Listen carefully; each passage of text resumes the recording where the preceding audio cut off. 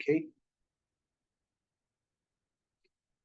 So as usual, we dedicate this presentation to His Divine Grace A.C. Bhaktivedanta Swami Srila Prabhupada. Om Ajnanatimirandasya Jnananjana Shalakaya Chakshurumilitam Yena Tasmai Shri Guruve Namaha.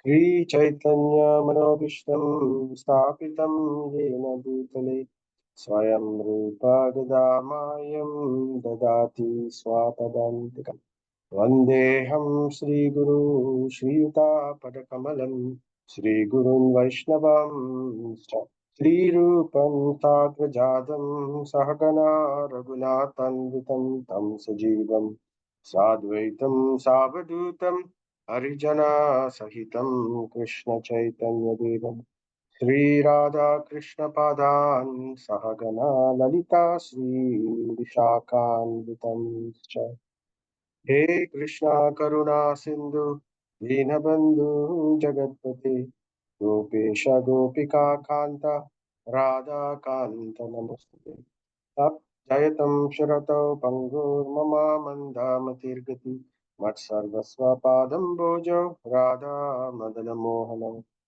Divya Vrindaranyo Kalpa Drumadaha Srimat Ratnakara Simhasanaustau Srimat Radha Srila Govinda Devo Krishnali Bihi Sevyamano Smarami Shriman Rasarambi Vamsivata Statastitaha Karshan Veno Svanir Gopir Gopinata Shristunaha Tapta Kanchana Gaurange Radhe Vrindavaneshwari Rishabhanu Sute Devi Pranamami Haripriye Jaya Sri Krishna Chaitanya Prabhu Nityananda Sri Advaita Gadadhara Srivasadi Gaura Bhakta Vrinda Hare Krishna Krishna Krishna Hare Hare Hare Rama Rama Rama Hare Hare Hare Krishna, Krishna Krishna, Hare Hare, Hare Rama, Rama Rama, Hare Hare, Hare Krishna, Krishna Krishna, Hare Hare, Hare Rama, Rama Rama, Hare Hare. Nama Om Vishnupadaya, Krishna Prastaya Bhutale, Srimate Bhaktivedanta Swami Nityanamane. Namaste Saraswati Devi Gauravani Pracharine Nirvishesha Sunyavadi Paschatya Deshatarne Narayanam Namaskrityam Naram Chaiva Narottamam Devim Saraswatim Vyasam Tato Jayam Mudiraye Nastapráyeshu abhadreshu nityam bhagavata sevaya bhagavati uttama shloke bhaktir bhavati nashtati. For regular attendance in classes on the Bhagavatam and by rendering of service to the pure devotee, all that is troublesome to the heart is almost completely destroyed, and living service unto the personality of Godhead, whose praise to transcendental songs is established as an irrevocable fact. निगमकल्पतरोर्गलितं फलं सुखमुखादमृतद्रावसंयुतं पिबत भागवतं रसं मालयं मुहुरहो रसिका भूविभावकः कृष्णाय वासुदेवाय देवकीनन्दनाय च नन्दगोपकुमाराय गोविन्दाय नमो नमः नमः पङ्कजनाभाय नमः पङ्कजमालिने नमः पङ्कजनेत्राय नमस्ते पङ्कजाङ्गे त्वयि मे आनन्दविषय मतिर्मधुपतिरासक्ति पतिं विद्वहतात् अदा गङ्गेवौघ्यम् उदन्वतिः. O Lord of sweetness, Madhupate, as the Ganga forever flows to the sea without hindrance, let my attraction be constantly drawn unto you without being diverted to anyone else. Namo Vishnupadaya Krishna Prasthaya Bhutale Srimati Bhakti Vignana Srimati Sinhai Mukam karoti vachalam pangum langayitim girim yatkripatamaham vande Shri Guru Dinatarinam Paramananda Madhavam Sri Chaitanya Vishwaram Om Tat Sat. So, Hare Krishna, everyone. Welcome back to our Srimad Bhagavatam session. So, we are doing chapter 14, Srimad Bhagavatam, Canto 1, and hopefully we can complete the chapter today. Chapter is entitled Disappearance of Lord Krishna. So, recap what we covered previously. So, we heard in this chapter began by Yudhishthira Maharaj observing ill omens everywhere. The situation was Lord Krishna already went back to Dwaraka, and 7 months have passed. And actually, Yudhishthira Maharaj sent Arjuna to check on what Lord Krishna is doing, what is his next plan, what's the next big adventure, so that they can all relish on hearing it once Arjuna returns. But 7 months have passed, and Arjuna did not return. And uh, and and and also previously when Dhritarashtra and Gandhari they left the kingdom, and they when they left for the Himalayas, at that time Narada Muni had come and pacified Yudhishthira Maharaj. This was in the previous chapter. And then Narada Muni told Yudhishthira Maharaj, awaken from all this, and be prepared for Lord Krishna's disappearance, because the time is going to come soon, and at that time you can all wrap up your pastimes also together with the Lord. So he already warned that this is going to happen soon now, because Lord Krishna had already completed all his mission for all the reasons he had come. He had satisfied Bhuma Devi. Bhuma Devi's burden has been lifted. He has enacted his wonderful pastimes from the spiritual world to show everyone, so that they all can get a taste and they can all sing the glories of the Lord. And in this way, various pastimes have been enacted. So everything that the Lord wanted to do here, all has been. And he has also along the way liberated so many people and delivered so many devotees, and made everyone very happy. All the devotees were extremely blissful because the Lord is here. So now he returned. So what happened is, uh, after 7 months, Yudhishthira Maharaj began to see terrible omens, such as the reversal of time. The seasons were disrupted and they were not following the sequence. And a lot of the people in general became extremely sinful and quarrelsome suddenly.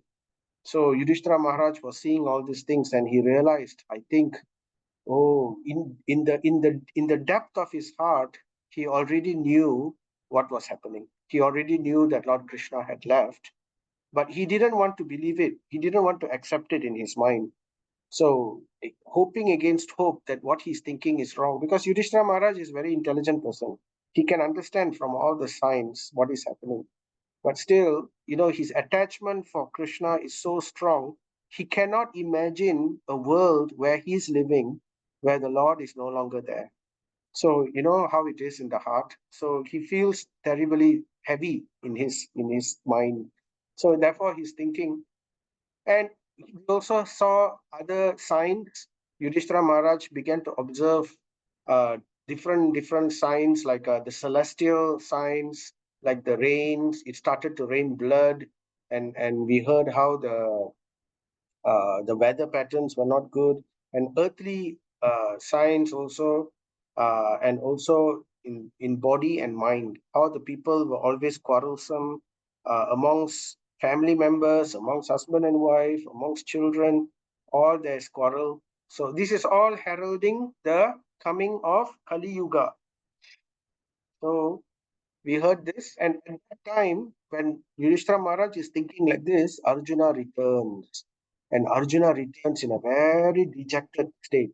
His mind is disturbed, his tears are flowing from his eyes, and never before has Yudhishthira Maharaj seen Arjuna in this state. Not when Abhimanyu was killed, because at that time Arjuna was angry and he was like fire, and there was so much of potency in him. And now completely everything is gone. Even when the 5 children of Draupadi were killed at night by Ashwatthama, even that time also Arjuna was not in this kind of state. But now his state is the worst that Yudhishthira Maharaj has ever seen. And in his heart, the situation of Arjuna only further reinforced the fear that Yudhishthira Maharaj had. So then Yudhishthira Maharaj begins to carefully question Arjuna. So he begins with, he doesn't want to go to the real reason. He starts asking other things. He starts asking Arjuna about how are the families of the Vrishnis, how are the Yadus. So he asks them about their happiness, the Vrishni Swasti. He wants to know Swasti means the well-being, the happiness. He wants to know how the Vrishnis are doing, how the family members of Krishna are doing, and he starts remembering, are they all happy? Are they all the fortune? He starts to remember the fortune of the family members of Krishna. How wonderful is the Yadu dynasty, where Lord Krishna has arisen from the Yadu dynasty. Just like how the sun rises from the east, but still the sun is independent of the east. It may rise from the east, but it cannot be said that the sun belongs to the east. It is simply the east's blessing. It's simply the east's fortune that the sun rises there. So in the same way, Krishna has risen in the family of the Vrishnis. And so therefore, he remembers how Lord Krishna reciprocated with the Vrishnis, with the Yadu dynasty, right? And he also remembers Lord Krishna's special affection for the Brahmanas and the cows. Particularly, he makes the verse, Bhagavan api Govindo Brahmanyo Bhakta Vatsala Sukam.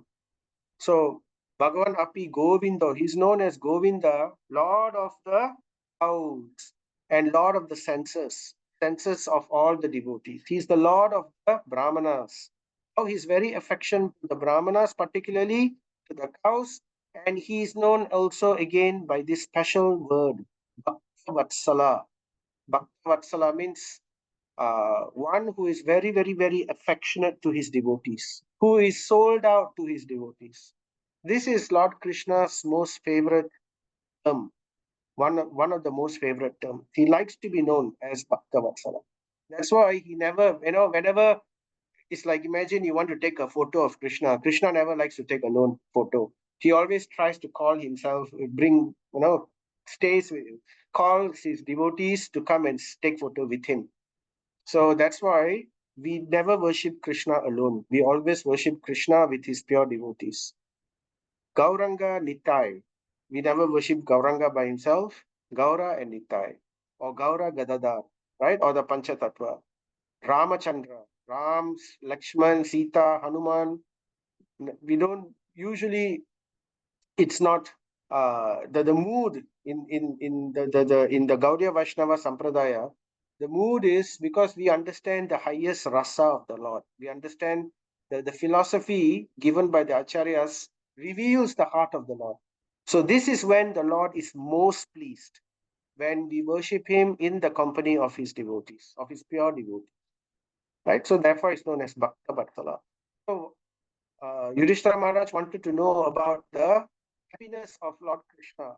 How is Lord Krishna enjoying with the Brahmanas, with the devotees, with the members of the family? So he wanted to know all that. So he starts remembering and he starts asking. Right. So you can see here a picture of cows. So all this is what we have covered in the previous session. Right. So then he continues, and as he continues, he goes deeper. After asking about the pure devotees and the cows, he becomes more specific. Yudhishthira Maharaj begins to ask about the sweet partiality of Krishna, particularly to the queens, right? And to his family members, particularly the queens. So Krishna has 16,108 queens, right? 16,000 queens and 16,100 queens, which he rescued from Baumasura, and he married all of them, and then 8 principal queens, right? The 8 principal queens: Satyabhama, Rukmini, Ashtabari. We call them the Ashtabariya. Ashtabariya means the 8 queens of Lord Krishna: Kalindi, Mitravinda, Nagnajiti, Jambavati. Who else? Lakshmana. So these are the 8 principal queens of Lord Krishna. So today we will hear some stories about how Lord Krishna is very, very partial to his devotees, especially the queens. So the verse continues. We stopped here previously. Simply by administering, this is Sutta Goswami speaking, right? Telling to the sages of Naimisaranya. He is revealing all this as he heard. Simply by administrating comforts at the lotus feet of the Lord, which is Mukhya Karmana, the most important of all services. So the queens, what do the queens do? Basically, the queens, their only focus is the satisfaction and the comfort of the Supreme Lord. Basically, their husband. So Lord Krishna has married all of them. He has expanded 16,000. There are 16,108 queens.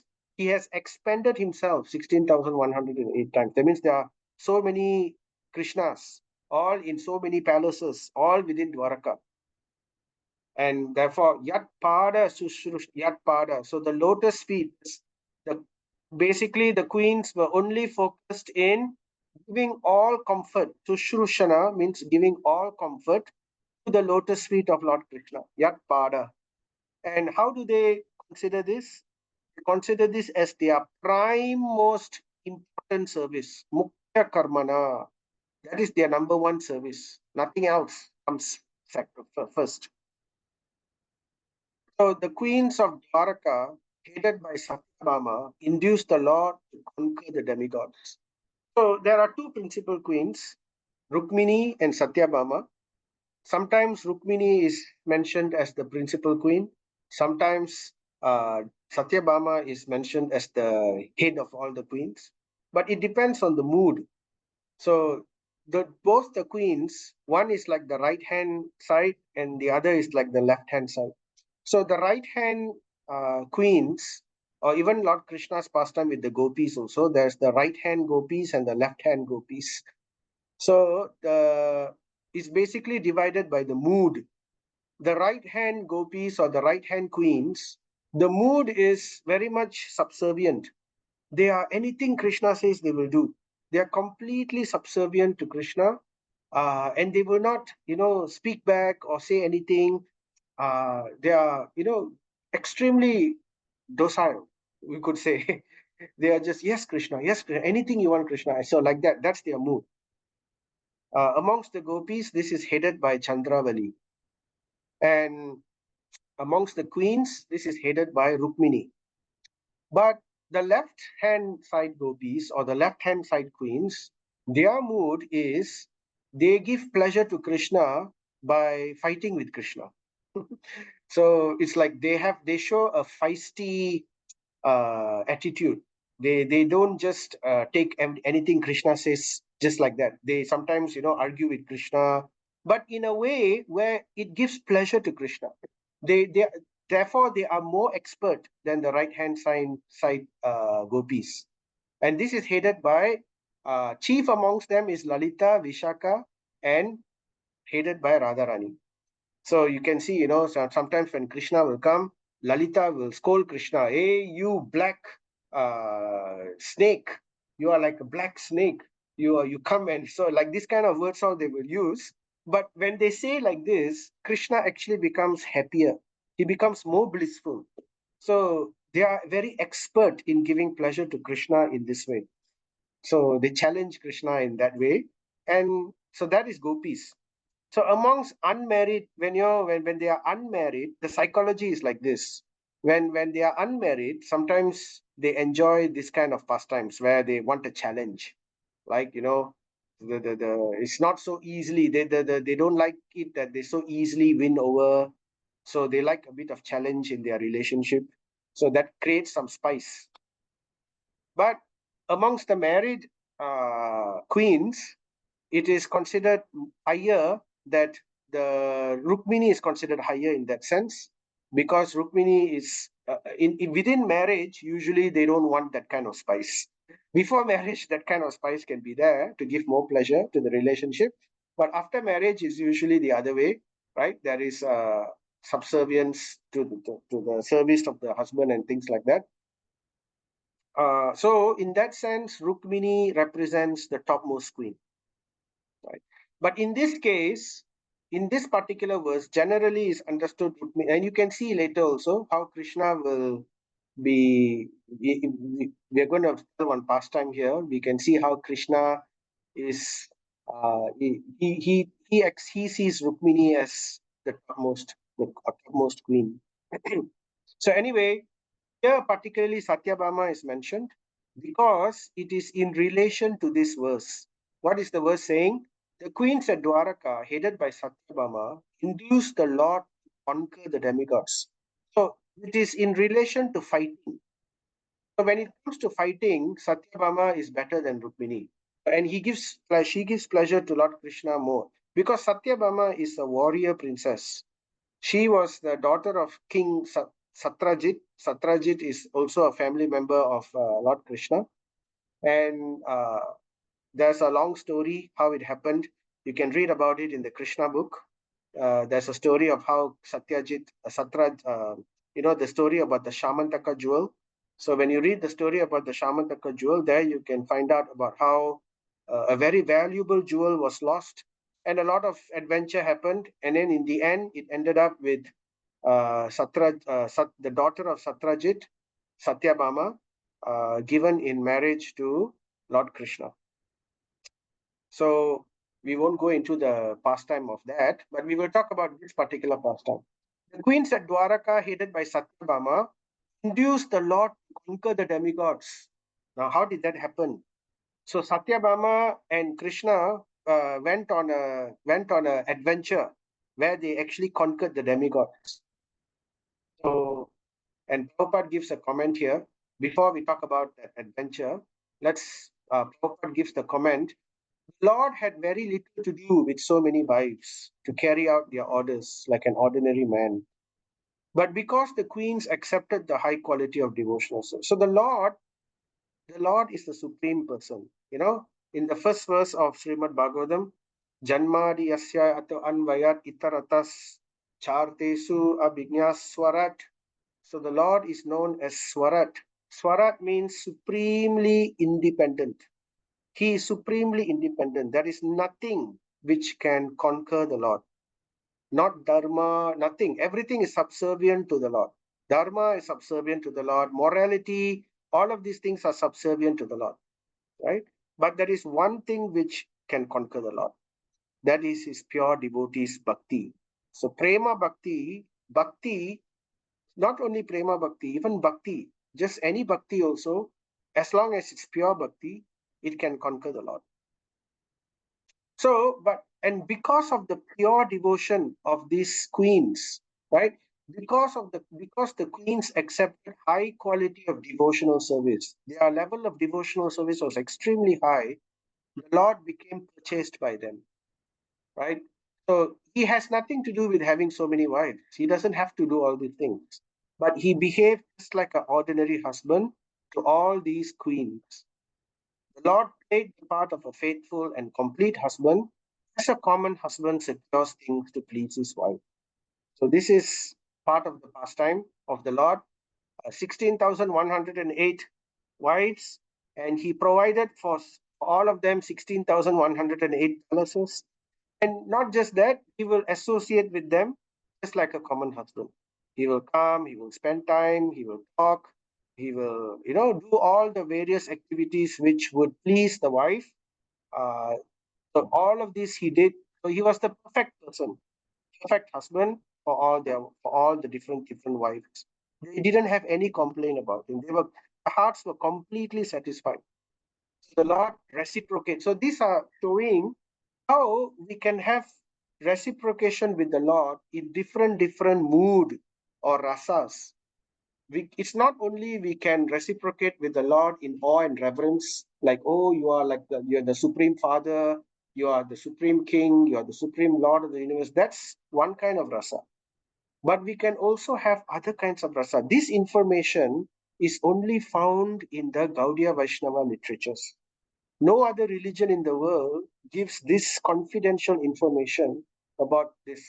You see, Christianity, the relationship is very simple. God is the Father in heaven, and we are his servants. That's it. Right? In Islam, it's even worse. It's like, oh, we should fear God. God is there and we should fear him and we should act according to him. So it's like the boss. But in Christianity, at least it's like, at least you're like my father. Yes, you're boss, but you're your father. And then in other parts, Lord Vishnu, the pastimes of Lord Vishnu will be more like Lord Vishnu is the supreme Lord. Okay. So there is relationship in that sense. Everybody, they want to serve him, they want to pray to him, right? But and then there is closer relationship, servitude with friendliness, just like how Hanuman was very intimate servant of Lord Ramachandra. So that kind of relationship is also there. It's called Sakyaras. And then there is also even higher than that, unimaginable before, the relationship of friendship. Can you imagine being friends with God, with the Supreme Personality of Godhead? So that is called what do you call? Sorry, that's Sakyaras. Sakyaras, that is friendship. Before that is Dasyaras, servitude. Then there is friendship. And then there is relationship as a parent, even higher, Vatsalya Rasa. But here we are talking about Madhurya Ras, relationship as the wife or the having a affair, a relationship with the Lord directly in that. So in this way, the queens enjoy things, very, very nice relationship the queens have. They're completely satisfied. They enjoy things which are even the prerogative of the Vajra Yuddha Vallabha. That means queens of the Lord enjoy life with the Lord, with Krishna, even things which are normally not found on earth, because these pastimes are all happening on earth, but they enjoy the prerogative of the queens of heaven. Now, Vajra means the thunderbolt. Vajra Yuddha. Who holds the thunderbolt? Indra. Indra Vallabha. Those who are having conjugal relationship with Indra, the queens of Indra, headed by Sachi. So Indra is the king of heaven, and the opulence of heaven is unimaginable. But that opulence can easily be attained by the queens of Dwaraka living on earth, simply because they are wives to the Supreme Personality of Godhead. Right? So was once a story of how this happened. So what they are referring to one pastime. So one pastime was once Narada Muni came to Dwaraka. So when Narada Muni came to Dwaraka, he gave a special flower. This is called Parijata flower. So this is the Parijata tree. You can see the Parijata. It can grow quite big, right? But you can also put it in a pot and then control the tree. So it gives flowers like this. In Tamil, I don't know, but this is a type of flowers. It will drop on the floor. At night, it will bloom, and then in the morning, it will drop on the floor. So, and then we can collect. So, these flowers, and before then, it wasn't existing on Earth. There was no such thing on Earth like this. These flowers were only growing in heaven, in Indraloka. So, Narada Muni brought these special flowers, Parijata, and he gave it to Lord Krishna. And he said, please give this to your wives. And he wanted to see who he will give. So Lord Krishna, he took this Parijata and he gave it. So anyway, before that, let's just see what Prabhupada says. Since the Lord is the proprietor of everything within his creation, it is not very astonishing for the queens of Dwaraka to have any rare thing from any part of the universe. So it's not astonishing. So anyway, Narada Muni gives it to Krishna, and sorry, Narada didn't give it to Krishna. Narada gave it to Rukmini. He came to Rukmini and he gave these Parijata flowers, a bunch of them, to Rukmini. Rukmini made a garland and she gave it to Lord Krishna. She offered it to Lord Krishna. So it was very wonderful smelling. It seems the Parijata flower, when it blooms, the fragrance covers the entire universe. So this was directly from heaven. So he brought this fragrance, and the entire Dwaraka was covered with this fragrance, which they have never smelled before. So smelling this, the other queens of Krishna, they were all living in Dwaraka. They were starting to think, hey, what is that wonderful fragrance? Where is it coming from? So this Narada, what he did, he went to Satyabhama. So Satyabhama is the other queen of Lord Krishna, and Satyabhama was apparently next door to Rukmini. They were neighbors. So Satyabhama was inhaling this fragrance very strongly. So what a wonderful fragrance! If only I can get the source of this, which I can offer to Lord Krishna. And then Narada Muni went and told Satyabhama, actually, don't you know this fragrance is coming from Satyabhama's garland? She has got this garland of flowers, and she is offering this to Lord Krishna. And Satyabhama, her nature is Kshatriya. She is fighter. So she said, oh, Rukmini has got a better thing to offer to Krishna than whatever I have. So she was not happy about that. So she immediately went to Lord Krishna and she started to complain. So she said, what is this? She has got wonderful flowers, right? She got some flowers from Indra Loka, Narada Muni tells me. So I also want these flowers. Can you please get me? I want more than flowers. I want an entire tree. So can you do this for me? So this is like pastime of a wife with husband. So Krishna was enjoying this. So he likes this pastime, and the way Satyabhama would pout and the way Satyabhama would make this kind of fuss and all this. So all this was very enjoyable for Krishna. So he said, okay, all right, we can do. You want, right? Immediately I'll get it for you. So immediately he summoned Garuda. Garuda came, and both Krishna and Satyabhama, they left together on an adventure. They went to Indraloka. So they went to Indraloka, but before first they landed and they were received very well. Lord Indra received them, and then they met Aditi. Aditi is the mother of the demigods. And Aditi spoke very nicely. She welcomed Satyabhama as the wife of Krishna, and they had a long conversation about how to serve Krishna very nicely. So after that, they got back onto Garuda and they started to fly about.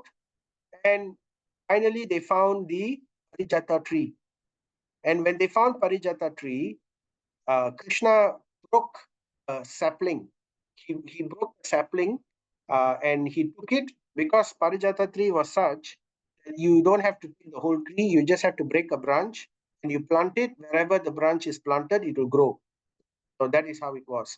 And in heaven, this Parijata tree was wonderful. It was growing in the wonderful soil of heaven, and the fragrance as it blooms, it spread across the entire universe.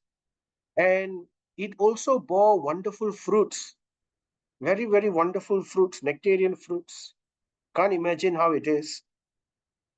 But as soon as he broke the branch, Indra, somehow affected by Maya, he said, this is only for heaven. You cannot take this thing and go down to earth. If you do this, then what's the difference between heaven and earth? So, this tree is only for heaven. You cannot take it. So Indra came to stop them. So, Indra sometimes gets into this delusion. So sometimes it's Maya, sometimes it's Yoga Maya. So in this case, possibly it's Maya. Anyway, so Satyabhama was upset, but Krishna already took the sapling and already they were flying on top of Garuda. But Indra, he had a big fight. He called all his entire army of heaven. He summoned his armies of heaven and they all assembled and Krishna enjoyed a wonderful fight. So here you can see a picture. This is a painting to indicate the fight between Krishna and Indra, sitting on top of Garuda, carrying Satyabhama. Satyabhama was a warrior queen. She was also helping Krishna to fight. So she would sit and she will carry a bow and she will shoot arrows. So like this, they were enjoying wonderful pastimes, adventure pastimes between a husband and wife. And Indra was nice enough to accommodate in this particular pastime. Anyway, they defeated Indra and then they came down to earth. And when they came down to earth, this Parijata tree was planted in the courtyard of Satyabhama's palace. So Satyabhama's palace, the courtyard, it was planted, and eventually the tree grew, but grew and it moved towards the. It was planted in such a way that it was planted right in front of the palace of Rukmini.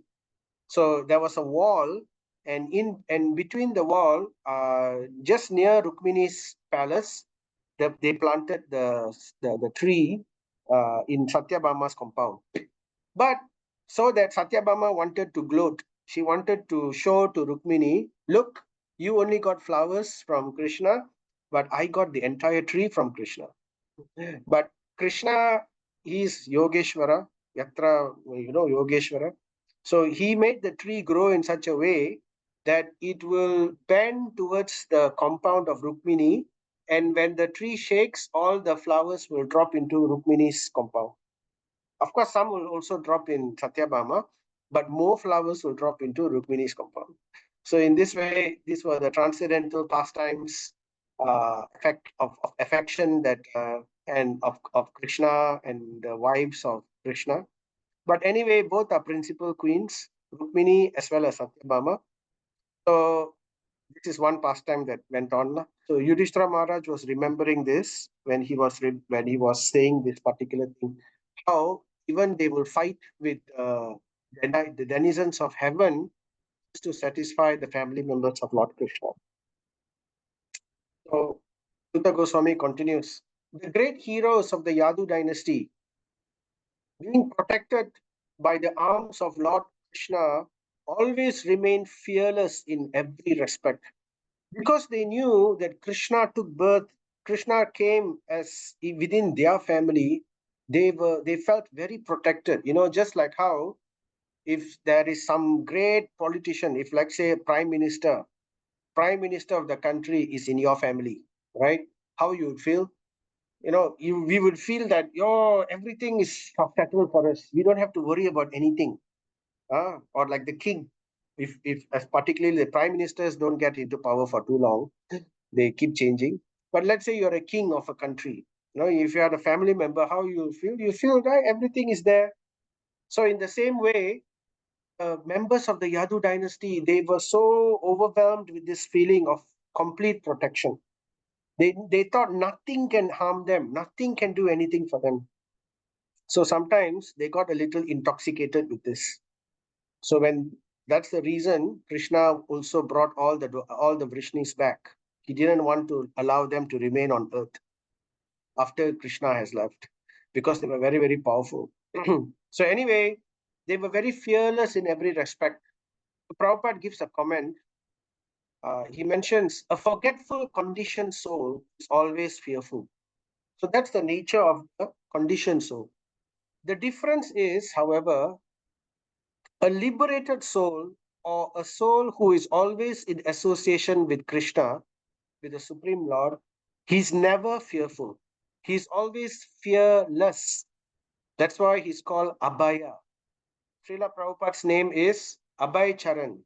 Abhay Charan means servant of the fearless one. Abhay means fearless, one without fear.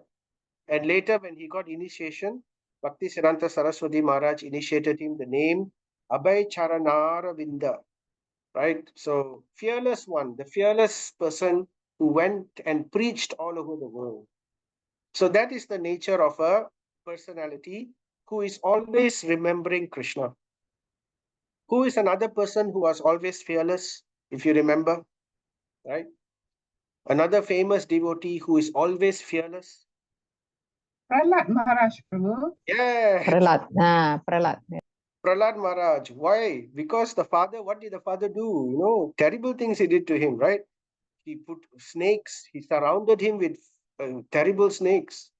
He surrounded him with, fearful animals like elephants. He dropped him from the high cliff. Any of these things we are fearful. We go to a 13th, 20, nowadays they're building high condominiums.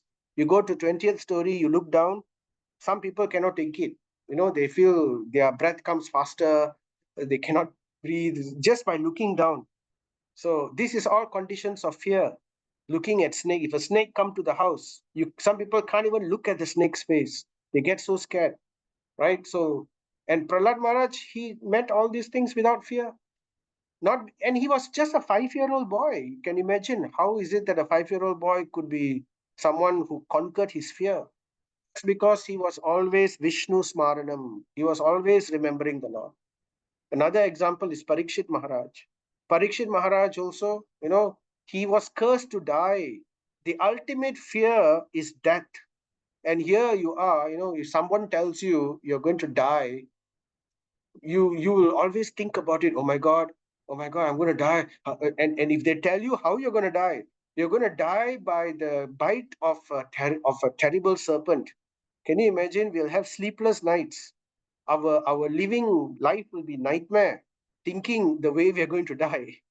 So that's that. Therefore, mercifully, we do not know the future, right? So, but Parikshit Maharaj knew he was going to die and how he was going to die, and he had the power to counter it also, but he didn't bother. He just completely surrendered. He completely only gave in to hearing Srimad Bhagavatam. Whatever the Lord wills, let it be. This must be the Yoga Maya potency of the Lord. We'll hear about Parikshit Maharaj in later chapters. We are coming close to it, right? After these few chapters, we are coming to it. But anyway, Prabhupada says a forgetful conditioned soul is always fearful. And fearfulness is a sort of illusion. Actually, fear is actually an illusion. It's Maya. It's Moha. Moha means illusion. We have Kama, Krodha, Lobha. We have the 6 enemies. Our 6 enemies is Kama, lust, Krodha, anger, Lobha, greed, Kama, Krodha, Lobha, Moha, illusion, Mada, intoxication, right? Or madness, and Matsarya, envy. These are our 6 enemies which is sitting in our heart with us, all coming from lust. So Moha, illusion, fear is a type of illusion for the living being. Why? Because nothing can harm the soul. The jiva cannot be harmed. Like chapter 2, what does Krishna say to Arjuna? He breaks the illusion of Arjuna. You're worried about this, you're worried about that. Hey, actually, do you know? You are not the body. You cannot be harmed. Nothing can happen to you. It's like, nowadays, people, okay, there are many examples actually. One example Prabhupada gives is like when we are sleeping. When we are sleeping, we have a dream, a nightmare. In the nightmare, something like this monster comes and chases us, or a tiger like this comes and chases us in our dream. And we are so scared in the dream. Oh, but another person who is awake, who's sitting next to you, and he sees you shaking and shouting out in fear, and he thinks, ha ha ha, he's dreaming. He can laugh, He says, ha ha ha, you're dreaming. And let's take a video of him. So they'll do like that. Why? Because they know this person is nothing can happen to that person. He's safe. He's only in illusion. So as soon as they wake him up, that person will wake up and okay, it was all just a dream. Nothing happened. And then they go about in their life as normal, right? So that's the thing. So this life is like that also. It is illusion, right? We are not this body. We are this living soul, and this body is temporary. So fearfulness is a sort of illusion. Another example is like when we go and watch a movie. When we watch a movie, or sometimes we watch a horror movie, then you get very scared. You see you become so engrossed in the movie. You know that it's a movie. You know it's not real. You know that you're watching and that's just a screen, but you get so engrossed in it that you get so fearful. So the same way in this life, we are the soul, but we are so engrossed in the movie of our life, in the drama of our life, that we completely get lost in our role. So everything that happens to us seems so real. That is illusion. That is Maya. The more we hear about the real nature of our soul, the more we hear about the truth, about the nature of the world, the more we hear, the more our faith builds, the more we become fearless. So that is one of the things we get by hearing and chanting. right? It reinforces our strength in our faith. So, but a liberated soul is never fearful because he always remembers Krishna. So Prabhupada says, just as a small child, completely dependent on the mercy of his father, is never fearful of anyone. Just like a small child. No, if a small child is completely surrendered to his parents, his or her parents, then the child will not be fearful. Like, for example, you know, a child doesn't like to fall down, right? But if the father throws the child into the air, in the first time the father does that, the child may be scared. Oh, the first time the father throws the child into the air, scared. But after a few times thrown, right, after a few days, after a few months, each time the father throws the child in the air, the child is no longer scared. Why? Because the child has complete faith that nothing will happen to me, that the father is going to catch me. So when he flies at being thrown by the father, he becomes so happy, joyful. Oh, this is the relationship between the father and the child. It's like the relationship between Krishna and the jivas. So we have to understand this. There are many wonderful examples like this. Here's another picture. You swing the child like this, child sometimes gets scared, but then eventually a lot of confidence builds, and the child is so certain. So that is what we need to do with our faith. We have to understand Krishna is our well-wisher. Krishna is not very far away. Krishna is in our heart. Everybody else also leaves us and goes. Everybody else also abandons us. Even in the coffin also, Krishna, of course, if we are dead, that's a different matter. But if we are not dead, even if we go to a surgery, if we are alone, nobody, still Krishna is in our heart. So if we remember Krishna is in our heart, we will be fearless. And to be fearless is one of the is one of the aspects of liberation. Fearless, right? Who wants to be fearful, right? There was a nice story, another story I will just mention. Very nice. I mentioned it before, but I like to repeat this story. There was once there was once in an aeroplane. Recently, we all know how there was a terrible aeroplane disaster in Nepal. There are videos of it also. Yesterday it happened. How an aeroplane took off in the Kathmandu airport, and then within seconds it flew and went out of control and crashed and exploded. It was a small aeroplane. 19 people were in the aeroplane. 18 of them died. Only the pilot survived. So it's a big news now going on. So anyway, uh, my story is different. So in this story, everybody was in the aeroplane. So they were flying. And in this aeroplane, there was a young girl sitting in business class alone. So a very young girl, 9 years old, like that, 7 years old, like that, reading a book and playing computer game or reading book or whatever. She was sitting in the aeroplane alone. And there were other people also in the aeroplane.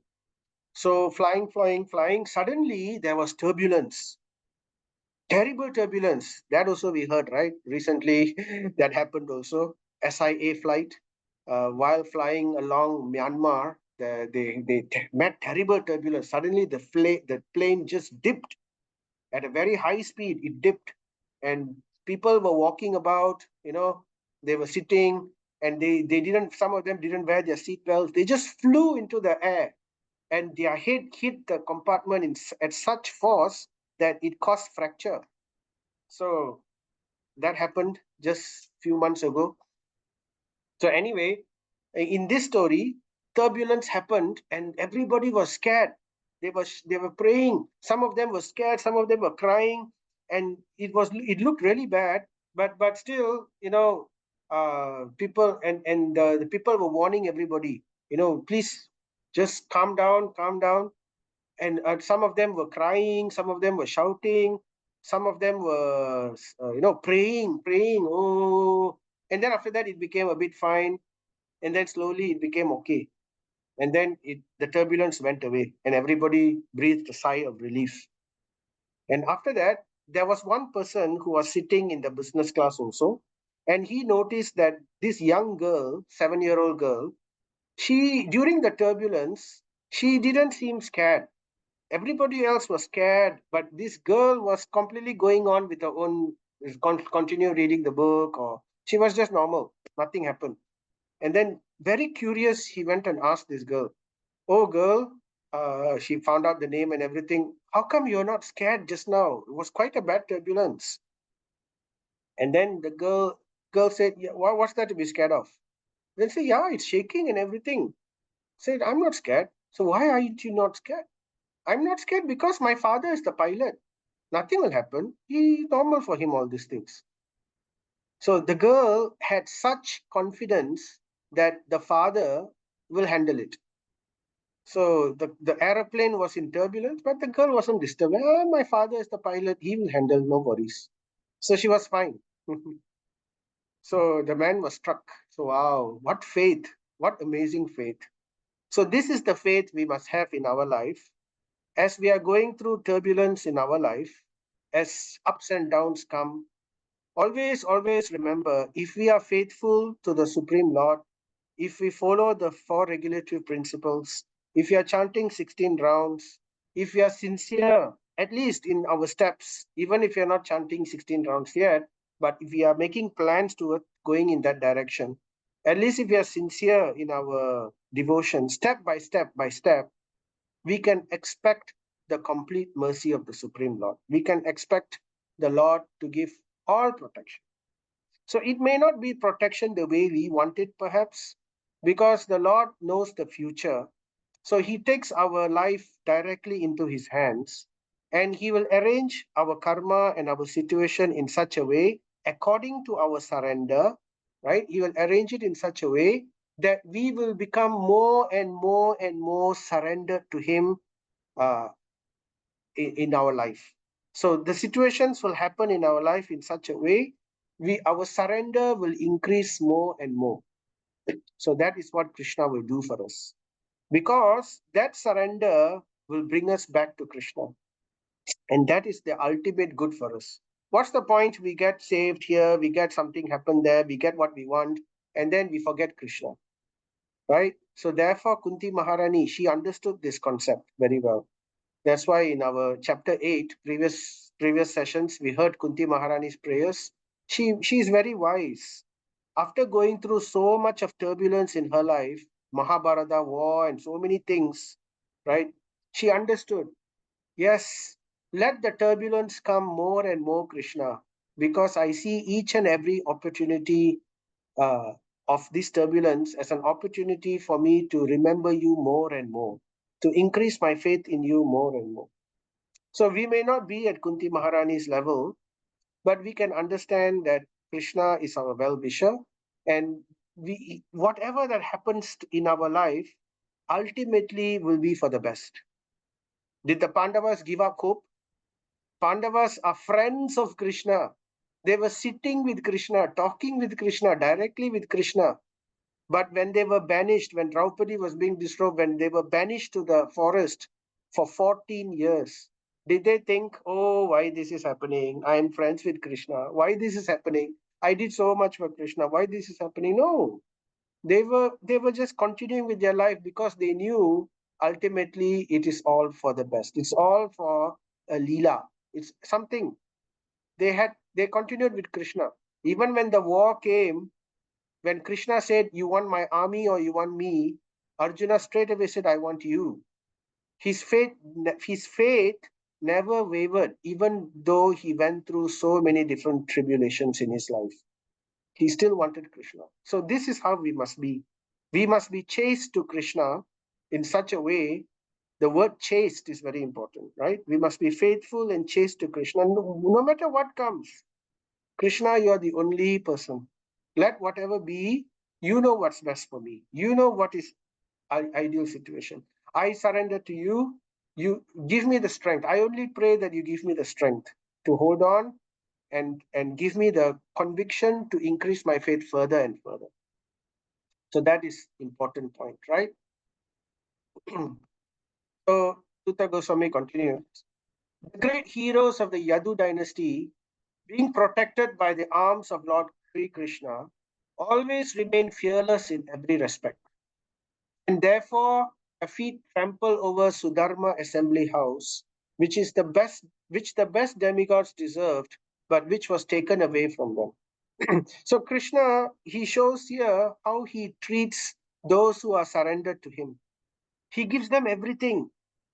Even the wonderful Sudharma assembly house, which was in heaven. So simply because the Vrishnis wanted such an assembly house for Krishna's pleasure, Krishna arranged it in such a way that the assembly house was immediately brought from heaven, taken away from Indra's place, and given to the family members of Lord Krishna, simply because they were surrendered to him. Lord was Supreme Personality of Godhead. So this when it's a saying, Krishna wants to save you, nobody can. If Krishna wants to take away something from you, nobody can protect you from that. If Krishna decides he wants to take away something, nobody can stop him, right? Indra cannot stop, Lord Shiva cannot stop. So Ravana was not saved by Lord Shiva. So like that, the Mura demon was also a great devotee of Lord Shiva. And when Krishna wanted to kill Mura demon, nothing could stop it. So when Krishna wants to kill someone, no one can stop him. But when Krishna wants to save someone, or when Krishna wants to give us something, we don't have enough hands to receive, and no one can defeat that person. No one can kill that person who Krishna wants to save. So this also, there are many pastimes like this, right? Krishna wants to protect Arjuna. So many different things were done to kill Arjuna, but nothing could harm Arjuna. Whereas Bhishma, no one could kill Bhishma. He has that blessing. No one could kill Bhishma. And that's why the Duryodhana and the Kauravas were so proud. They were so confident. Dhritarashtra was very, very confident that they will win because they had Bhishma in their side, because they know he is undefeated. But still, Krishna killed Bhishma. He arranged for Bhishma to be killed, right? So he is Daiva Tantiram. His Tantiram is beyond his intelligence and his knowledge and his ability. No one can overcome. So that's why Arjuna wanted Krishna on his side, right? He was not interested in the invincible army of Lord Krishna. He wants Krishna in his side because he knows with Krishna, nothing else. What else do I want? I have Krishna. So that is the faith we should have. The Prabhupada says, those who are directly servitors of the Lord are protected by the Lord from all fearfulness, and they also enjoy the best of things, even if they are forcibly accumulated, right? So Krishna shows to everybody, my devotees are special. So, of course, the Lord is equal to everyone. The Lord is equal in behavior to all living beings, but still is partial to his pure devotees, being very affectionate towards them. So there are different levels of surrender, right? There are those, just like we went through this point many times already in our different sessions, just like how the sun rises, the sunlight is equally spread everywhere. But if somebody chooses to shade himself, to go inside the cave and to block the sunlight, that is his misfortune, right? Not the sun's fault. The sun is equal to everyone. Just like the parent wants to equally give his love or his or her love to all the children. But if some children choose to not accept that love, right? And if some children choose to be disobedient and create problems, right? It is natural that the love will flow more freely towards those who are easily ready to receive it. So to the extent a person is willing to receive the love, to that extent the Lord's love flows without hindrance. But the love is there. The opportunities and the love is equally available to everyone. Anyone and everyone can take opportunity, right? Krishna says in the Bhagavad Gita, I reciprocate with you according to your surrender, right? So according to one's surrender, Krishna reciprocates. So even though he's equal to everybody, he is still more partial to his devotees. And he's not embarrassed or afraid to say that. He says, go ahead. My devotees will never perish, Arjuna. My devotees are never defeated. You declare it boldly. So he is very proud of that fact. Krishna is such a person. He is very proud that my devotees, those who are surrendered to me, they will never be defeated. Right? Declare it. Never mind if people say I'm partial. He doesn't even mind if people call him partial. Oh, you're unfair. It's okay. I'm happy. I'm proud to be known as someone who is conquered by my devotees. That's what Krishna is saying. So this is the wonderful personality of the Supreme Personality of Godhead, right? So then Yudhishthira Maharaj is continuing. My brother Arjuna, please tell me whether your health, Annamayam, is all right. He's talking about now. Yudhishthira Maharaj is remembering Krishna. He's remembering the pastimes. He's remembering the people in Dwaraka. But in his heart, he's very fearful, and he sees Arjuna now. Arjuna is in this dejected situation. So now finally, Yudhishthira comes to the point. He says, "Oh Arjuna, I've asked you all these questions, but you are in such a terrible state. Why are you in this situation? Why are you so despondent? Why is your face, why are you crying?" Then he asks Arjuna, is it because of your health? So here we will hear several reasons why someone can be dejected. So this is according to scripture. So scripture likes to give us information. So here we will hear what are the reasons of dejection. So please tell me whether it's your health, Annamayam, right? Is it all right? So if somebody is having ill health, you know, terminal disease, sometimes they will become very dejected. They will become despondent.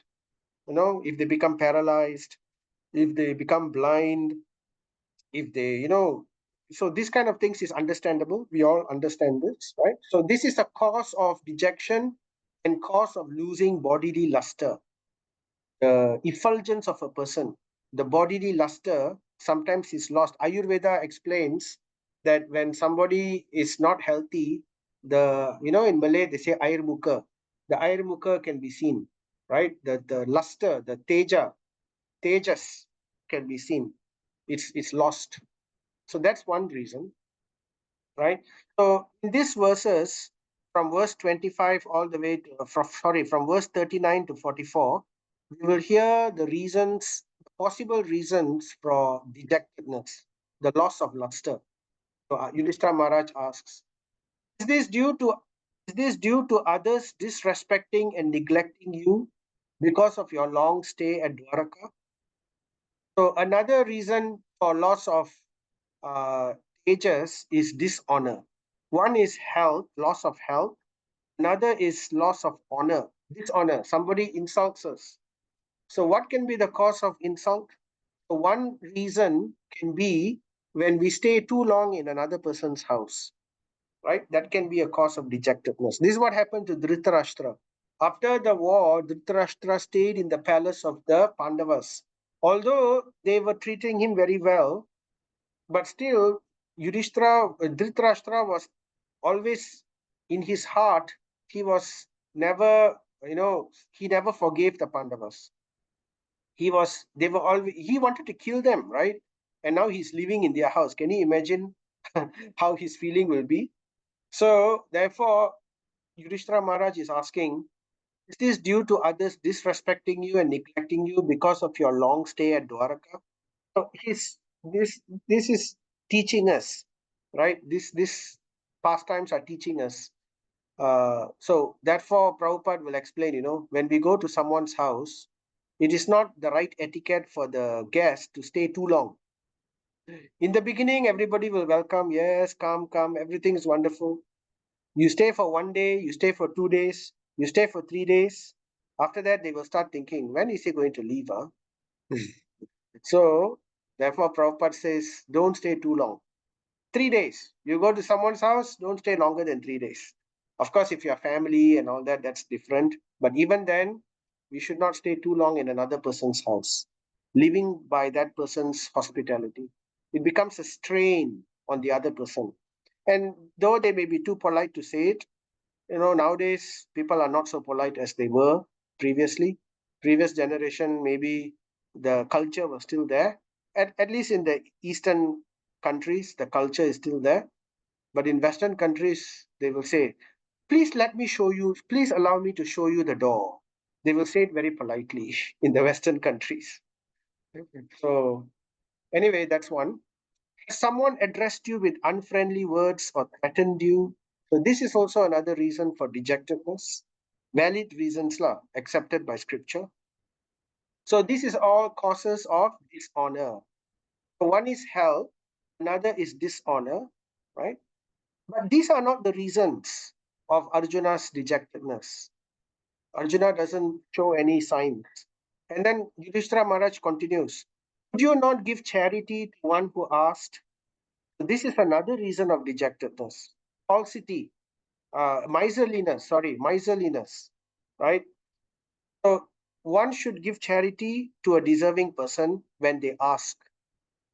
So if they ask for charity, a deserving person asks for charity, and we do not give, that can also remove our tejas, our effulgence. So that is another point. Could you not keep your promise, someone? So that is also another important point. So dishonor, loss of health, falsity, and miserliness. These are all causes of dejectedness. But none of these are the reasons why Arjuna was dejected. So Yudhishthira Maharaj continues, you are always the protector of the deserving living beings. Because Arjuna was a Kshatriya and he was the foremost archer, right? He was protecting the Pandavas in so many ways during the Mahabharata war and even before, right? So you are such a great protector of deserving living beings.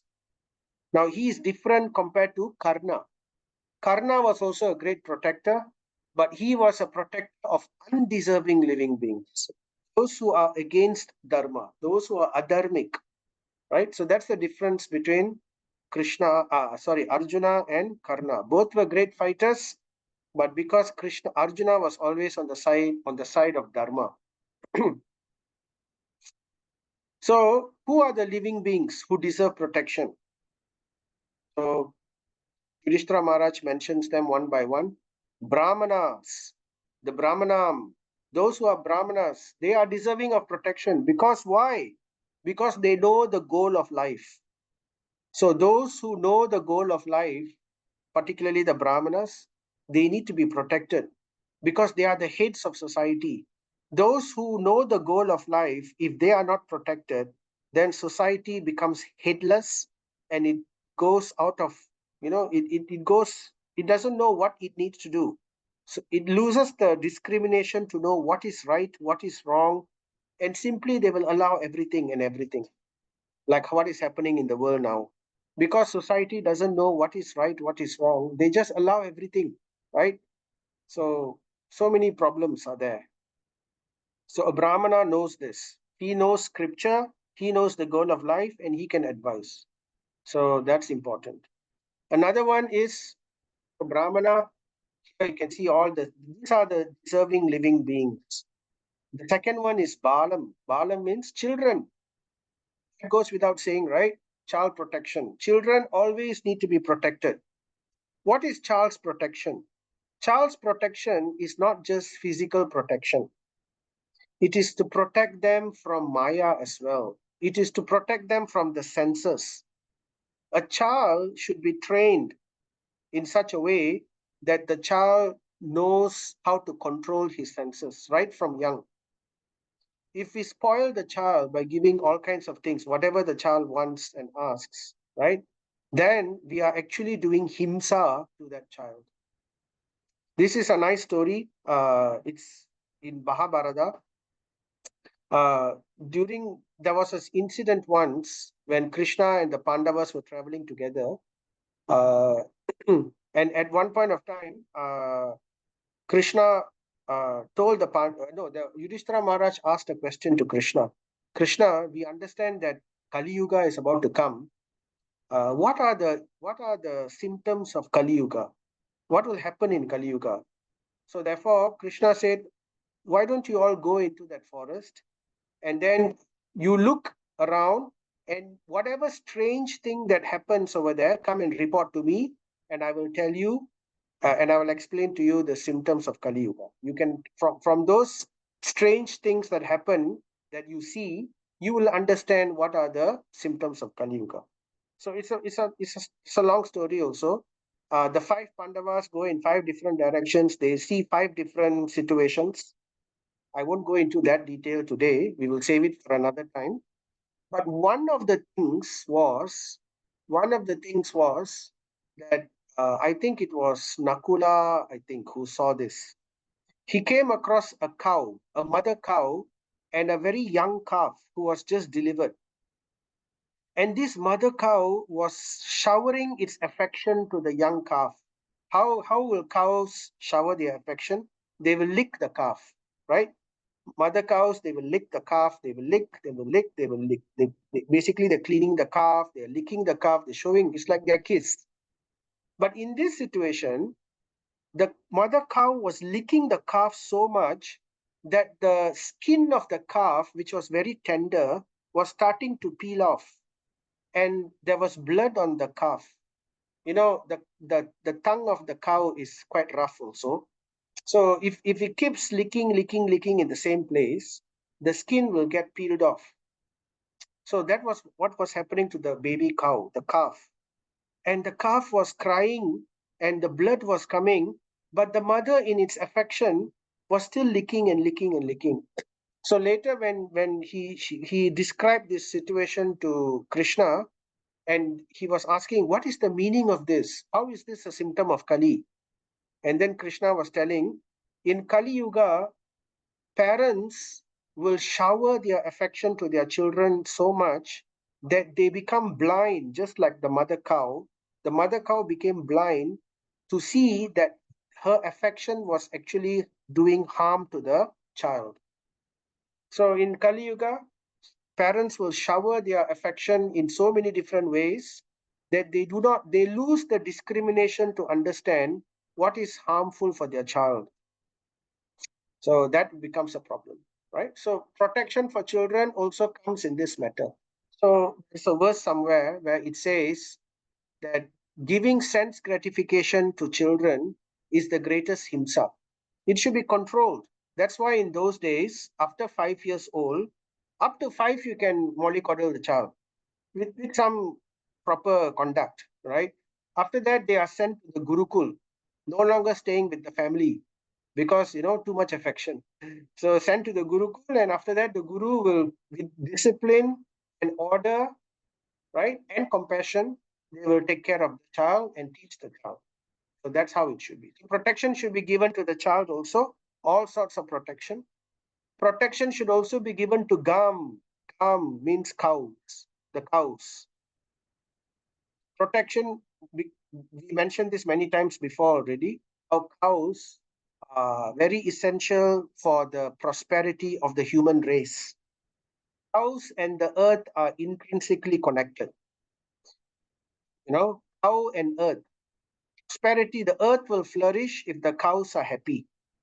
If the cows are unhappy, the earth will go through misery. That's what's happening now in Kali Yuga, right? We can see that. Then another person to be protected, Vridha means oldest or eldest. So the elderly people, the old men and the old ladies, they should be protected. Of course, ladies should always be protected. That's the last one, 3M. But here it is talking about elderly persons. Elderly persons or those who are diseased. Roginam means those who are diseased. So they should all be given protection, due protection accordingly. It's 3M. 3M means those who are chaste ladies. So all chaste ladies should be given protection. So Yudhishthira is asking Arjuna, could you not give them protection when they approached you for shelter? Is that also a reason why you are dejected? So this is loss of potency. Now, in this case, it was true. Arjuna could not give protection to ladies and to the ladies and to the children and to the old men when they came to him for protection. Now, this story I won't tell today. We will tell it in the either the next session or the session after that, because we are going to continue, and I'm saving that story for that. So that basically is describing what happened when Krishna disappeared from the earth, and what happened to Arjuna after that. So we will save that story for another time, right? But this is true. He could not give protection to the he lost of potency. He couldn't protect them. So Prabhupada says the Brahmanas who are always engaged in researching knowledge for the society's welfare work, both materially and spiritually, deserve the protection of the king in all respects. So to protect the Brahmana is very important. The Brahmana is like the head. When we want to protect ourselves, when something is coming towards us, when somebody throws a rock at us, what will we protect with our hands? When if somebody throws a rock at you, what will you protect? How will you protect? You protect your head, right? Your face, like that, isn't it? Right? You won't protect your knee, you won't protect your leg, you won't protect your stomach. We all like to eat, but we don't protect our stomach. We protect our head, right? And the arms are like the Kshatriyas of society. So what is the purpose of the Kshatriya? The Kshatriya's first priority is to protect the head. And what's the head? The head is the Brahmana. So Kshatriya must protect Brahmana at all cost, right? They cannot allow Brahmana to be attacked in any way. If they don't do that, the Kshatriya is not doing his duty. Kshatriya means administrators, right? Managers, administrators, kings, leaders. This is what their duty is. So anyway, this is loss of potency. Uh, and then Yudhishthira Maharaj continues. Have you contacted a woman impeachable character? This is also another cause of loss of tejas. If somebody engages in illicit activity, they lose tejas. Or if somebody has a relationship with a loose woman, a woman of bad character, right? So then they also lose their tejas. That is one of the points mentioned here. Or have you not properly treated a deserving woman? So lady always needs to be protected, and a chaste woman always needs to be treated in the proper way. They should be treated as mothers with great respect, right? So if somebody doesn't treat a woman with respect, then they also lose their tejas. Sometimes in marriage nowadays, there is this issue of the daughter-in-law sometimes being ill-treated by the mother-in-law or the father-in-law, or things like that. These kind of things all happen. So it's very bad. Actually, it's like you are receiving the goddess of fortune kind of a resemblance into the family. We have to make sure that that person is happy. So, and if it's not, then that is misfortune to the whole family. It said the tears of the wife, of the tears of the chaste lady, can destroy a family, can remove the misfortune of the family. So the whole family household should try to ensure that the ladies in the family are happy. So that is an important aspect of loss of teachers. So Yudhishthira Maharaj is asking that. So see the wonderful, beautiful culture of Vedic culture. So this is all important to be preserved for our own fortune and to please the Supreme Lord. By doing all these things, we not only invite fortune for ourselves, we also please the Supreme Lord, especially when we do it in His consciousness. Or have you been defeated on the way by someone who is inferior or equal to you? Particularly for a Kshatriya, if they are defeated, then they also lose tejas, right? And this one, so none of these other things are true. Arjuna did not mix with loose woman, or he did not treat a woman badly. This is Arjuna's nature. He's a devotee. He would never do anything like this. But he lost his potency. He lost his ability. So this part is true. He was defeated by those who were inferior to him, very much inferior to him. He was defeated. What happened? Hold on, we will hear it in a future session, right? So keeping the story for you, the next session coming after that. And then Yudhishthira Maharaj continues. Have you not taken care of the elderly, Vriddha? Just now we mentioned the word Vriddha, the elderly people. So that is also our responsibility. If we fail to take care of elderly people, give protection to them, we also lose auspiciousness, we lose stages, right? These are all causes of lamentation for us to become dejected, right? Have you not taken care of the children, Balakam? Have you left them and taken your meals alone? This is also another important etiquette. If there are elders in the family, right? Actually, the Malays do this very well. They have this culture, they never eat alone. They always say Jamput Makan, right? They make sure that the elders eat first. So this is also in Vedic culture, right? If there are elderly people, children, in fact, they should have their meals first. The Grahastha should ensure that the younger children and all this, and also the elderly people are all taken their meals first. And then after that, they go and make sure that nobody around the house is hungry. And after ensuring nobody else is hungry, then they take their meals. So this is the duty of the Grahastha. So the young and the elderly especially. But Arjuna will never do something like this. He's a cultured person. And Yudhishthira Maharaj asks, have you committed some unpardonable mistake, akshamam, something which is terrible, like killing a brahmana, right? Or harming a cow, right? Something unpardonable. Have you done something terrible? So that also we can lose stages, which is considered abominable. What is abominable? That's what Ashwatthama did. Ashwatthama released a Brahmastra to kill an unborn child in the womb.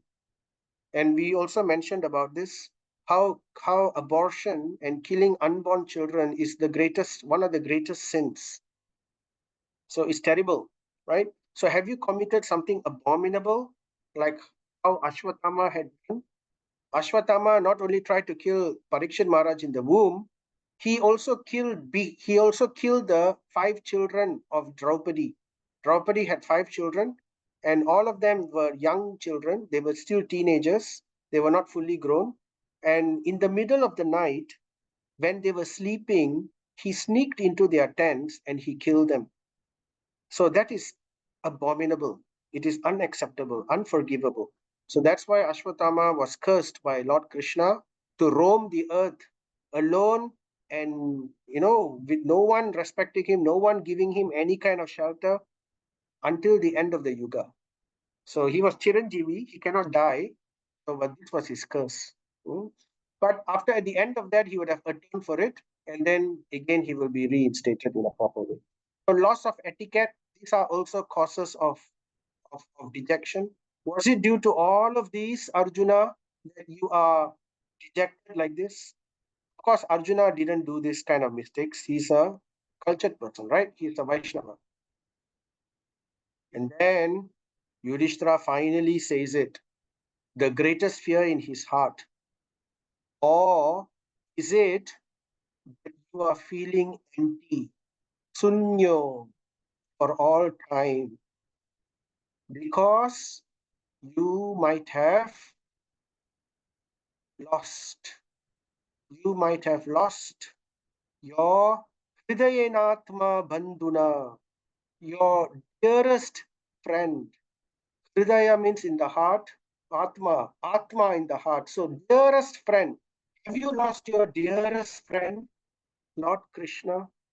Is that really the reason why you are so dejected? Yudhishthira finally admits it to himself. Oh, my brother Arjuna, I can think of no other reason for your becoming so dejected. And he sheds tears. So, and with that, the chapter ends. So this is the chapter 14, the disappearance of Krishna. So it's a very intense chapter, intensely showcasing the feeling of separation, Vipralamba, which is being manifested and growing in the heart of Yudhishthira Maharaj. We heard from Yudhishthira Maharaj. In the next chapter, we will hear from Arjuna. We will hear the full bloomed, full blossomed Vipralamba separation, which was felt by Arjuna in the next chapter. And then we will also hear what happened after that. What would Arjuna and the Pandavas do after hearing about this? So very nice, interesting chapters coming ahead of us. So with that, we end today. Any questions or answers? Any questions or comments? For that, let's chant Hare Krishna Mahamantra to digest everything that we've heard. Jai Sri Krishna Chaitanya Prabhu Nityananda Sri Advaita Gadadhara Sri Vasadi Gaura Bhakta Vrinda. Hare Krishna Krishna Krishna Hare Hare Hare Rama Rama Rama Hare Hare. Hare Krishna Krishna Krishna Hare Hare Hare Rama Rama Rama Hare Hare. Hare Krishna Krishna Krishna Hare Hare Hare Rama Rama Rama Hare Hare. Srimad Bhagavatam ki jai, Sri Krishna Bhagavan ki jai, Sri Pandavas ki jai, Srila Prabhupada ki jai. Any questions, anyone? Any comments or whatever? Prabhu, Hmm. okay, you actually the chapter is talking about Krishna's disappearance, Yep. and there's also the connection with retirement, the phase of retirement from duty. Yep. So when we feel that we want to do sadhana or learning of the scriptures, sometimes in the course of our work, the work dominates our life. We come back exhausted. We try to do the chanting which we can, but the reading of the scriptures to find out more on our own maybe limited because we are so exhausted. Yeah. So I was actually exploring a way where I reduce my scope of work and then try and find. I'll still be working, but try and find more time to do the sadhana and go into deeper study. But so the challenge is, what would make one do such a balance? How does this balance look like? And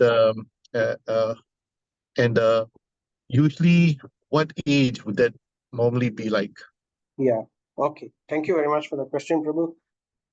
So the next chapter is going to deal very much into these questions. So we will explore this very nicely over there.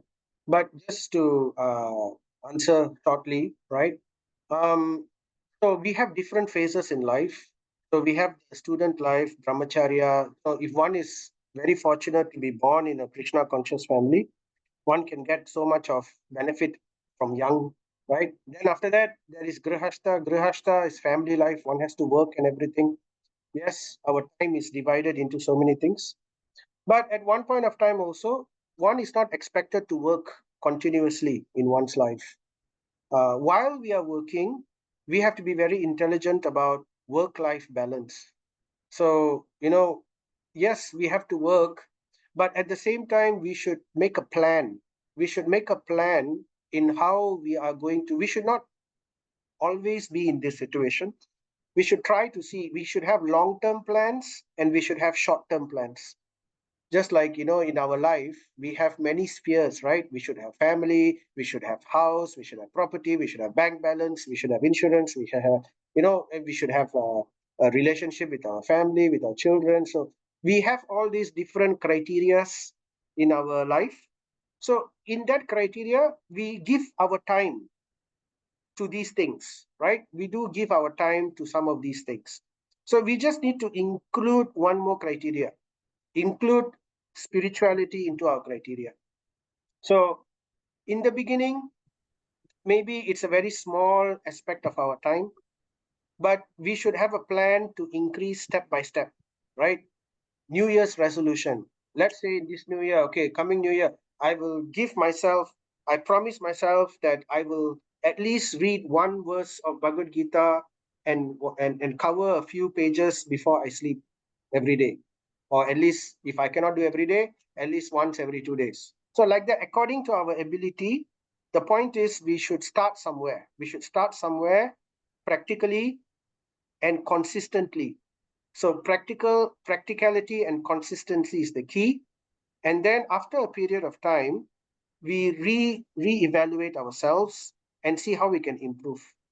It's like PDR, right? Like, SKT, PDR, we go to work, we have our yearly appraisal. So how we plan to improve ourselves in our career. So in the same way, we should have a plan also to improve ourselves in our spiritual life. Step by step, step by step. Do not go backwards. So practical, little by little, like you can hear, like coming for Sunday feast is one thing, but it's not enough. We need to hear also more frequently.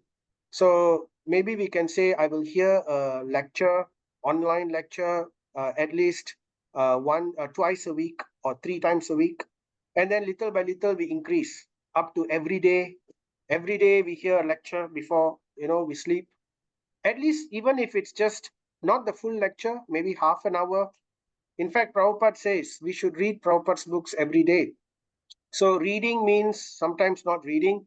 It's also hearing. If we can hear Prabhupada's lecture, or if we can hear the lecture of pure devotees, Prabhupada's disciples, our Guru Maharaja's lectures, just half an hour also, even if we hear it every day, it's something. And make a program to include these things. Time for chanting, time for arati, all this can be also included with the family. Like arati can be incorporated with the family, right? It can be done in early in the morning before everybody goes anywhere. So a 15 minutes short arati, everybody sings kirtan together, right? So, or just a reading amongst, okay, I'm sharing something which I read today with my family members over a meal. We are having food, suddenly I just thought of something I wanted to share with the family. So something like that. So it's our responsibility as human beings. We have this responsibility to include it little by little in our life. And right now our life is going on two tracks. It's like a train goes on two tracks, but at one point of time we should retire and we should go on a monorail. So retirement is also there. Prabhupada says at the age, not Prabhupada says, the Vedas say, the scripture says, there's a verse, Vajram, I can't remember it, but it says at the age of 50, at half your life, in Kali Yuga, one lives for 100 years. Apparently, 100 is the maximum duration of life, general duration of life for a person. So half of that life, we should dedicate fully towards spirituality. So generally from the age of 50 onwards, we should reduce our gear in the material aspect and we should increase our gear in the spiritual aspect, and increase until, if we can, fully 100% into spirituality at one point of time. So that is the thing. So it's a lot about careful planning. It's about association, being amongst people who also think that way, who also are planning that way. That really helps. And we can compare notes, we can compare ideas on how this is done. And very important, we should always associate with Prabhupada's books, either by reading or by hearing in some way, right? So that is the way. So I hope that answers the question in a short way. We will explore more as we go in the next chapter. Prabhu, Hare Krishna. Thank you, Prabhu. Hare Krishna, Prabhu. Okay, so there's a question. Punita Mataji is asking, are there still Brahmanas in Kali Yuga? The answer is no. There are no Brahmanas born in Kali Yuga. Everybody is born Shudra, but you can become a Brahmana. So Brahmana is not by birth, it is by guna and karma, one's activity and one's nature, right? And the nature can change according to one's understanding. So we may all be born Sudras, right? It's there, it's mentioned in the Srimad Bhagavatam. Kalo Shudra, everybody is born Shudra in Kali Yuga, right? So there's no such thing as my father, my great-great-grandfather, these are coming from Brahmana. So yeah, they may, just like how your father may be a doctor. Does that make you a doctor? No, unless you train to become a doctor, correct? Your father may be a king, you may not become a king. A father may be a judge, we may not become a judge. So therefore, our parents may be Brahmanas, but we are not necessarily Brahmanas. So the point is, but Brahmanas can be made. How can they be made? That is the mission of ISKCON. You know, ISKCON has 7 mission statements. One of the mission statement is to create a society of Brahmanas, is to educate society and to create Brahmanas so that they can be leaders of society and guide society towards Godhead. So Brahmanas can be created by education, by training, by going through a training, through by scriptural training, by by accepting spiritual process, by taking initiation, by going through the scriptures, by following the regulative principles, by following spiritual activities, so one can become a Brahmana. And Brahmana is just the beginning, because when we say Vaishnava, Vaishnava is automatically Brahmana. It is automatic. Brahmana is a subset of Vaishnava. A Vaishnava has all the qualities of a Brahmana automatically. So this we discussed in our previous session. So we could go back to the previous recording session and hear about that. Towards the end, we were talking about Brahmanas particularly, right? So this is the nature of a Brahmana. It can be cultivated. The whole point of spirituality is to rise from the mode of ignorance and passion and be situated in the mode of goodness. So that becomes Brahmana already. And then from there to become Vaishnavas. So we are all trying to be Vaishnavas. We are taking up the process of devotional service. And in that process, we need to cultivate the mode of goodness. And from there, we can leap towards transcendence. So I hope that explains the question. How to identify genuine Brahmana? To identify, we have to look at their qualities. What do they speak, right? Arjuna asks Krishna in Bhagavad Gita chapter 2, how does he sit? How does he speak? How does he act, right? So we have to see, what does he do? So the qualities of a Brahmana is mentioned in Bhagavad Gita. It is also mentioned in Srimad Bhagavatam, right? There are many qualities.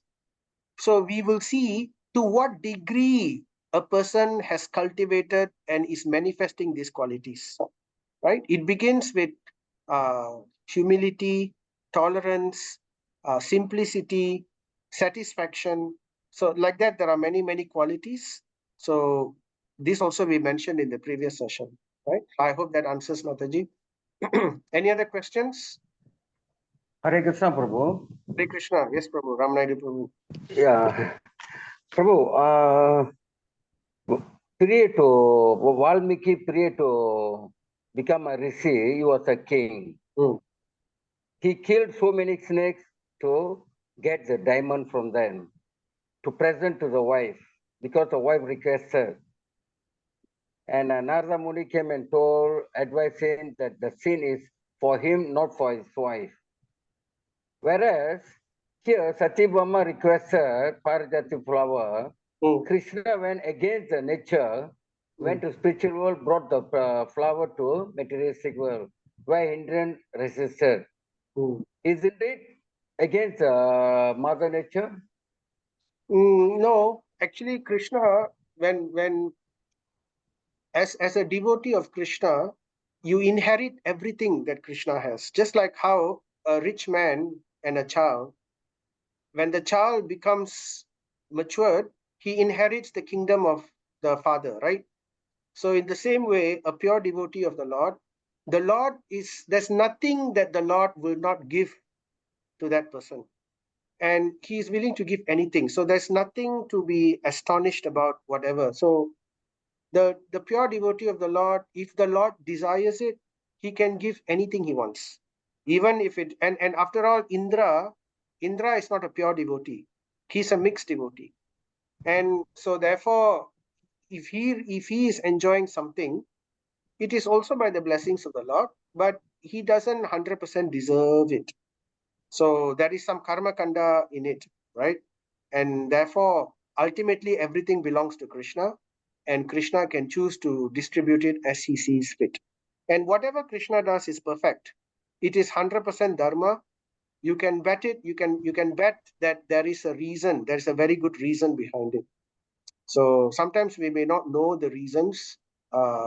It's there in the scriptures. We have to read carefully. Sometimes there is a story behind why this happened or that happened. So definitely there is a reason for it. And then definitely whatever Krishna does, that is dharma. There is no loss to anyone in this world in whatever Krishna does. Even those he kills also, they attain liberation. Even whatever Krishna steals from another person, that person is not a loser. That person gets many things, So there is never a loss in any activity that Krishna does, even though it looks as if it is not correct. That is according to our materialistic vision. We do not understand the full aspect of it. That's why it's very important for us to first understand the greatness of Krishna and Krishna's position. So the first few cantos of Srimad Bhagavatam hammers into our head how Krishna is totally independent, how everything that Krishna does is perfect, how everything is subservient to Krishna. So once we understand that, then we will understand Krishna's pastimes. We will not think that there is a question about it. Right? Okay, Prabhu. Thank you. Hare Krishna. Hare Krishna. Okay. So if there is no other questions, no worries. Any other questions? Anytime you think of anything, no worries. Please put it in the WhatsApp or put it in the chat and we will get back to you. All right, so we will stop here. Thank you very much. Srila Prabhupada ki jai. Jai. Srila Prabhupada ki jai. Thank you, Prabhu. Thank Hare you. Thank you, Krishna. Prabhu. Thank you, Hare Hare Krishna. Krishna. Thank you, Prabhu.